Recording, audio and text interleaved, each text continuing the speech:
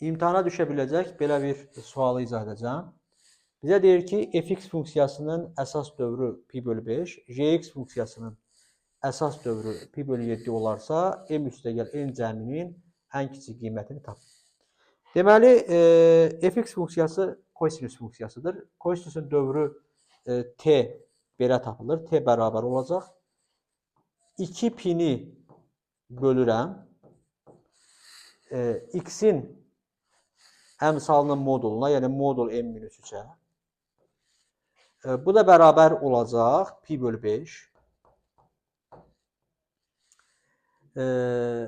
Buradan tənliyi həll edək. Pilər burada ixtisar gedir. 2 bölünsün modul m-3 bərabərdir 5-də 1-ə. Buradan modul m-3 10-a bərabərdir. Bu modul tənliyi həll edək.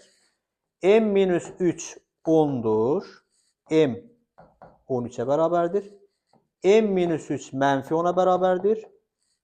M də mənfi 7-yə bərabərdir. Gx funksiyasının əsas dövrü t bərabər olacaq. Pi bölünsün modul m plus 2. O da bərabərdir pi bölü 7. Pilər burada ixtisar gedir. Onda alınır ki, modul n plus 2 7-yə bərabərdir. Bu modul tənliyi həll etsək, n plus 2 7, n 5-ə bərabərdir. Bir də n plus 2 mənfi 7, n də nəyə bərabərdir? Mənfi 9-a bərabərdir.